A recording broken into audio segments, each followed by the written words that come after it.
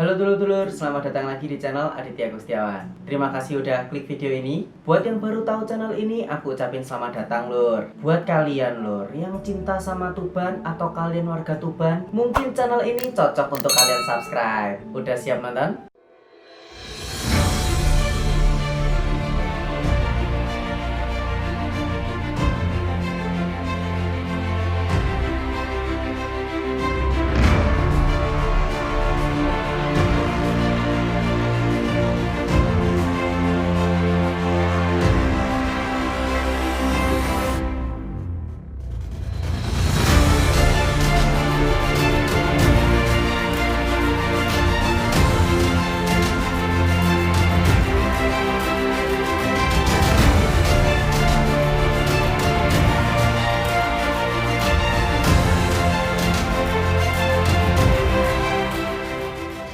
Halo dulur, ini part 2 pembahasan soal Kanjeng Sunan Kalijaga. Buat yang kelewatan di part satunya, bisa kalian klik videonya yang muncul tulisan di pojok kanan atas, yang thumbnailnya kayak gini nih. Anyway, gak usah kelamaan di intro, kita lanjut aja ke pembahasannya. Sebelumnya di part 1, ceritanya sampai ke Raden Mas Said yang dihukum cambuk 200 kali di tangan dan dikurung di kamar selama beberapa hari. Tapi lur, setelah Raden Mas Said menjalani masa hukuman yang dijalaninya itu ternyata nggak bikin Raden Mas Said jera lur. Ia justru malah makin jarang ada di lingkungan istana Kadipaten Tuban. Ia nggak pernah pulang lur, sampai bikin ibu dan adiknya ini cemas. Apa yang dilakukan Raden Mas Said ini lur? Beliau terjun langsung di masyarakat dan nggak ada angin, nggak ada hujan, tiba-tiba Raden Mas Said ini terbersit satu pemikiran kalau ia bakalan ngelanjutin tindakannya lagi demi kesejahteraan masyarakat Tuban. Sekarang beliau malah pengen jadi perampok lur, buat nutupin identitasnya sebagai putra Adipati Tuban. Secara dia ini takutlah kalau tindakannya ini akan mencoreng nama baik ayahanda beliau lur, selaku Adipati Tuban. Akhirnya Raden Mas Said ini pakai topeng khusus dan berpakaian serba hitam lur. Tapi kali ini beliau nggak ngambil barang-barang upeti Kadipaten Tuban lur, melainkan beliau ngerampok harta para pejabat yang curang dan orang-orang kaya di Kadipaten Tuban yang kikir alias wong medit. Makanya kalau kalian jadi orang kaya jangan medit lur, yang dermawan gitu. Lihat aja tuh Pak Imong. Canda doang. Terus harta rampokannya tadi dikemanain lur sama Raden Mas Said? Kalian pasti bisa menebak. Iya, harta rampokan tadi dibagikan ke rakyat-rakyat miskin di Kadipaten Tuban. Sebenarnya ya, hati dan niatnya Raden Mas Said ini mulia banget lur, tapi caranya yang salah. Dan kebiasaan ngerampoknya ini sampai terkenal se-Kadipaten Tuban, yang dikenal dengan nama Berandal Lokajaya, dimana istilah ini disemakin buat Raden Mas Said yang ngelakuin tindakan ngerampok tapi punya hati yang mulia dan budiman. Pada akhirnya kiprah Raden Mas Said alias Berandal Lokajaya ini diamati oleh perampok lain, dan perampok-perampok ini ngerasa tersaingi tuh. Akhirnya kawanan perampok ini bikin skenario buat ngefitnah Raden Mas Said alias Berandal Lokajaya, dan kawanan perampok ini menyamar dengan menyerupai pakaian Berandal Lokajaya dan pakai topeng yang sama pula dengan topeng yang dipakai oleh Berandal Lokajaya, dimana kawanan perampok ini ngelakuin aksinya buat kepentingan pribadinya lur. Hasil rampokannya ya nggak dibagiin ke rakyat miskin, dan bahkan nih rakyat kecil pun jadi sasaran rampokannya tadi lur. Beda banget tuh dengan Berandal Lokajaya. Dan pada suatu malam kawanan perampok ini ngerampok rumah salah satu wanita. Tapi nih ya, selain ngerampok, kawanan perampok ini juga memperkosa wanita ini lur. Dan apesnya, jeritan wanita tadi didengar oleh Berandal Lokajaya. Ya Berandal Lokajaya ini ngedatengin dong ya, secara kan niatnya mau nolong. Pas Berandal Lokajaya tiba di rumah wanita tadi, ternyata perampok tadi itu selesai memperkosa wanita tadi lur, dan perampok ini kabur. Pas Berandal Lokajaya masuk ke sana, tangan Berandal Lokajaya langsung dipegang erat sama wanita tadi yang disangka orang yang telah memperkosanya lur. Berandal Lokajaya alias Raden Mas Said ini langsung panik. Akhirnya warga ngebawa Berandal Lokajaya ke rumah kepala desa dan ngelaporin kalau Berandal Lokajaya ini telah memperkosa seorang wanita. Wanita yang jadi saksi hidup kebejatan perampok yang menyerupai diri dengan Berandal Lokajaya dengan awam mengiyakan kalau Berandal Lokajaya inilah pelaku pemerkosanya lur. Sang kepala desa memeriksa siapa sebenarnya yang ada di balik topeng ini. Betapa kagetnya sang kepala desa ini lur, kalau sosok yang di balik topeng ini adalah Raden Mas Said, putra junjungannya Adipati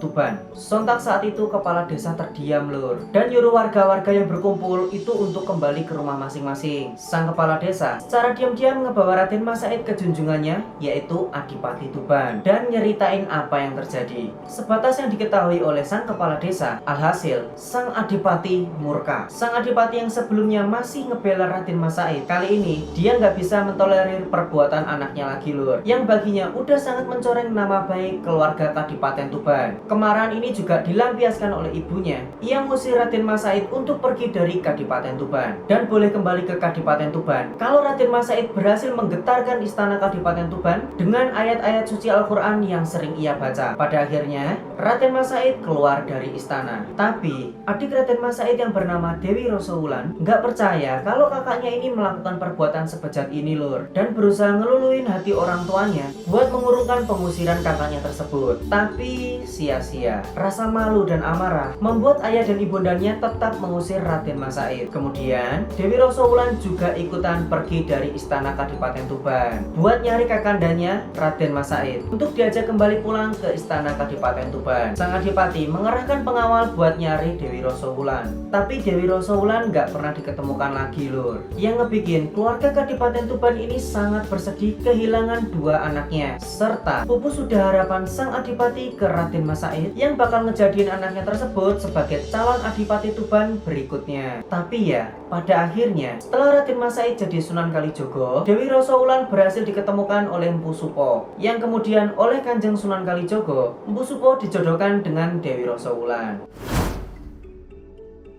Walaupun di videoku sebelumnya, di kisah ajaib Kanjeng Sunan Bonang, aku udah nyeritain tentang kisah pertemuan Kanjeng Sunan Kalijogo dengan Kanjeng Sunan Bonang. Tapi di videoku ini bakal nyeritain lagi lur. Jadi jangan bosan-bosan ya. Raden Mas Said benar-benar meninggalkan Kadipaten Tuban dan ia menetap di hutan Jatiwangi. Yang pas itu, hutan Jatiwangi ditakuti oleh sejumlah orang. Hal ini dikarenakan keberadaan sang Beranda Lokajaya ini lur. By the way, hutan Jatiwangi itu kalau nggak salah daerah antara Pati sama Kudus sana lur. Pada suatu hari, Beranda Lokajaya bertemu dengan sesosok lelaki berjubah putih yang berjalan menggunakan tongkat. Gagang tongkat lelaki ini berkilau lur, seolah-olah terbuat dari emas. Dan disamperinlah lelaki berjubah itu oleh Beranda Lokajaya. Yang sebenarnya Beranda Lokajaya itu pengen lelaki berjubah putih itu memberikan tongkatnya. Tuan, saya lihat Tuan gak sebegitu tua. Kenapa sudah menggunakan tongkat? Kamu tidak buta, sepasang matamu masih awas, dan kau juga masih mampu berdiri tegak, tanya Raden Mas Said. Lelaki berjubah itu tersenyum dengan ramah dan menjawab pertanyaan Raden Mas Said itu dengan suara lembut lur. Anak muda, perjalanan hidup manusia itu tidak menentu, kadang di tempat gelap, kadang di tempat terang. Dengan tongkat ini, aku tidak akan tersesat ketika berjalan di kegelapan, jawab lelaki berjubah itu yang seolah-olah mengandung nilai filosofi lur. Tapi saat ini hari masih siang, tanpa tongkat, aku rasa kamu gak akan tersesat berjalan di hutan ini, balas Raden Mas Said. Lagi-lagi, lelaki berjubah itu tersenyum arif dan mengulangi jawabannya tersebut hampir sama persis. Anak muda, hidup seseorang itu tidak menentu, kadang di tempat terang, kadang di tempat gelap. Dengan tongkat ini, aku tidak akan tersesat ketika berjalan di tempat yang gelap. Terus Raden Mas Said ini masih ngeyel lur, seolah-olah nggak paham dengan makna filosofis yang diucapkan oleh lelaki berjubah putih tadi. Tapi hari ini masih siang, kamu tidak akan tersesat berjalan di hutan ini. Lalu lelaki berjubah itu kembali menjawab, anak muda, tongkat adalah pegangan. Orang hidup harus punya pegangan agar tidak tersesat dalam menempuh hidupnya. Agaknya ucapan lelaki berjubah itu nggak dihiraukan oleh Raden Mas Said. Dia sebenarnya mengetahui kebenaran dari ucapan lelaki berjubah putih tadi lur, tapi pandangan ia udah tertuju pada tongkat yang terbuat dari emas tadi. Tiba-tiba, tanpa banyak bicara, Raden Mas Said ngerebut tongkat tadi dari lelaki berjubah putih tadi lur, dan lelaki berjubah putih tadi langsung tersungkur ke tanah. Pas tongkat tadi direbut, Raden Mas Said ini ngelihat-lihat tongkatnya lur. Pas diamati, ternyata tongkat tadi bukanlah terbuat dari emas, melainkan hanya berlapis kuningan sehingga tampak berkilauan seperti emas. Kemudian Raden Mas Said ngelihat lelaki berjubah putih tadi yang tersungkur jatuh di tanah, berusaha dengan susah payah untuk bangun, dan ngelihat lelaki berjubah putih itu mengeluarkan air mata. Ia menangis tanpa mengeluarkan sedikit pun suara tangisan, dengan wajah penuh kesedihan dan tangan yang ngegenggam beberapa helai rumput. Raden Mas Said ngerasa iba dan mengembalikan tongkat tadi ke lelaki berjubah putih lur. Jangan menangis, ini tongkat tongkatmu aku kembalikan, ucap Raden Mas Said. Bukan tongkat itu yang aku tangisi. Lihatlah, aku telah berbuat dosa, berbuat kesia-siaan. Rumput-rumput ini tercabut ketika aku jatuh. Jelas lelaki berjubah itu. Hanya beberapa lembar rumput, kamu merasa berdosa? Tanya Raden Mas Said yang ngerasa gumun alias heran, Lur. Iya,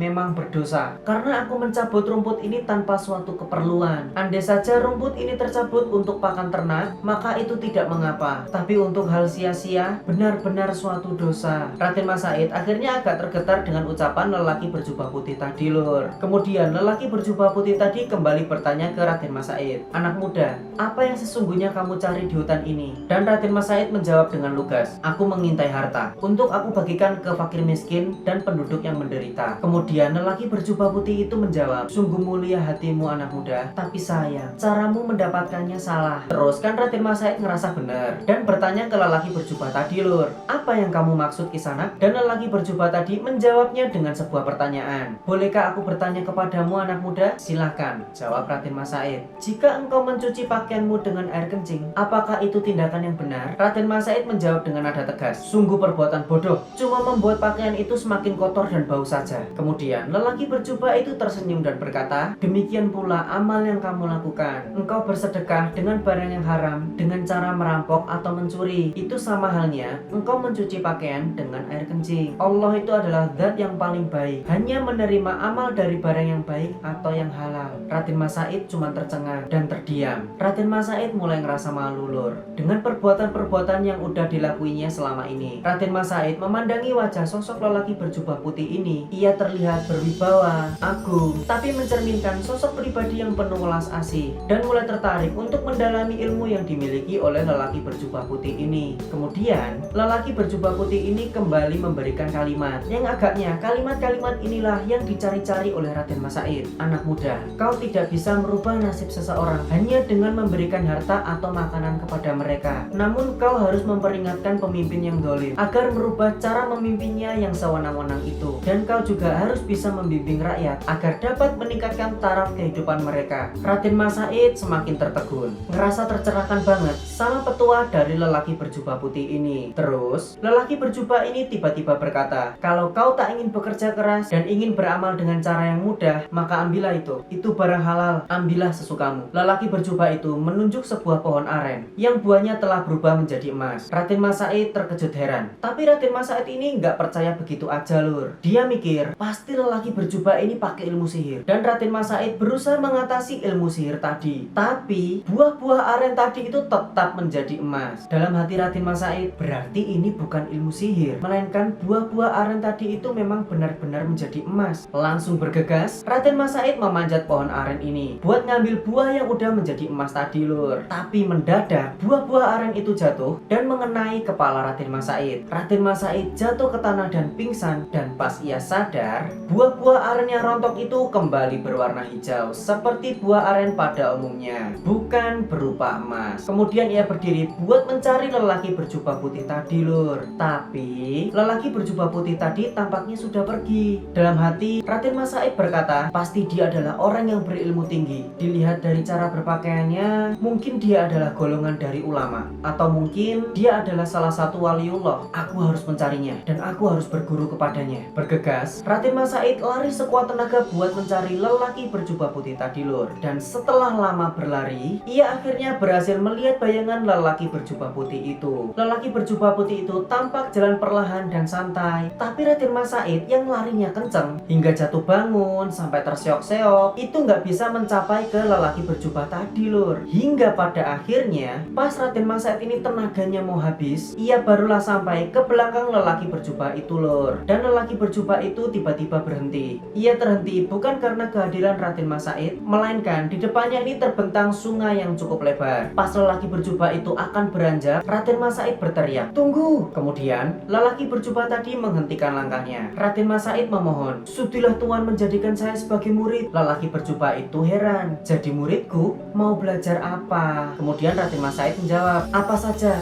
asalkan Tuan menjadikanku sebagai murid. Kemudian lelaki berjubah itu kembali berkata, berat sekali anak muda, Bersabda, "Bersediakah kau menerima syaratnya?" Raden Mas Said menjawab dengan mantap, "Saya bersedia." Kemudian lelaki berjubah putih itu menancapkan tongkatnya di tepi sungai, dan Raden Mas Said diperintahkan untuk menjaga tongkat tersebut dan gak boleh beranjak sebelum lelaki berjubah putih itu kembali menemuinya. Raden Mas Said menyanggupi syarat tersebut dan lelaki berjubah itu melanjutkan perjalanannya, Lur. Tapi Raden Mas Said terbelalak, soalnya lelaki berjubah putih itu berjalan di atas air, bagaikan berjalan di atas tanah, dan kakinya gak basah sedikit pun terkena air. Setelah lelaki berjubah putih itu meninggalkan Raden Mas Said, Raden Mas Said menjaga tongkat itu dan berdoa kepada Allah agar ia ditidurkan seperti pemuda di Gua Kahfi selama ratusan tahun, dan doa Raden Mas Said dikabulkan oleh Allah Subhanahu wa Ta'ala. Raden Mas Said tertidur selama 3 tahun. Gak kerasa, akar dan rerumputan menutupi tubuh Raden Mas Said. Pada suatu waktu, lelaki berjubah itu kembali menemui Raden Mas Said dan membangunkannya, Lur. Tetapi Raden Mas Said tidak bisa dibangunkan. Barulah setelah dikumandangkan adzan, Raden Mas Said terbangun. Kemudian tubuh Raden Mas Said dibersihkan dan diberikan pakaian yang bersih. Kemudian Raden Mas Said ini dibawa ke Tuban. Kenapa Tuban? Lelaki berjubah putih itu ternyata adalah Kanjeng Sunan Bonang, waliullah yang menyebarkan agama Islam di wilayah Tuban dan sekitarnya. Raden Mas Said kemudian diberikan pengajaran agama Islam sesuai dengan tingkatannya, yakni tingkatan para wali. Dan di kemudian hari, Raden Mas Said dikenal dengan sebutan Kanjeng Sunan Kalijogo. Kenapa Kalijogo? Ada 3 versi mengenai sebutan ini, Lur. Yang pertama, secara historis, proses Raden Mas Said ini menjadi Sunan Kalijogo karena ia telah menjaga tongkat Sunan Bonang yang ditancapkan di tepi sungai, yang berarti Kalijogo alias yang menjaga kali. Kemudian yang kedua, Kalijogo berasal dari kata Kodeli Doko yang berarti penghulu suci kesultanan, mengingat peran Raden Mas Said ini adalah penasehat Kesultanan Demak. Kemudian yang ketiga, Kalijogo ini berarti menjaga semua aliran kepercayaan yang berkembang di masyarakat, dijaga biar nggak membahayakan umat dan tidak sesat, namun diarahkan ke pengajaran yang cenderung bernilai Islam. Dan ini menurutku sendiri, Lur, Aditya Agus Setiawan, bahwa Kalijogo berarti tugas dan peran beliau yang menjaga akhlak dan tauhid masyarakat Jawa bahkan Nusantara. Begitu agung dan mulianya jiwa Raden Mas Said alias Kanjeng Sunan Kalijogo ini, Lur, waliullah yang berhasil mengislamkan Nusantara, termasuk diantaranya adalah Malaysia, dan dia adalah orang Tuban, putra terbaik Kadipaten Tuban. Itulah, Lur, yang bikin aku tuh ngerasa bangga dan mengidolakan Kanjeng Sunan Kalijogo sedari kecil, Lur. Jujur aku tuh ternyuh banget setiap membahas tentang Kanjeng Sunan Kalijogo, sosok yang amat sangat menginspirasi bahwa kita sebagai orang Tuban bisa membawa pengaruh yang besar terhadap Nusantara untuk memakmurkan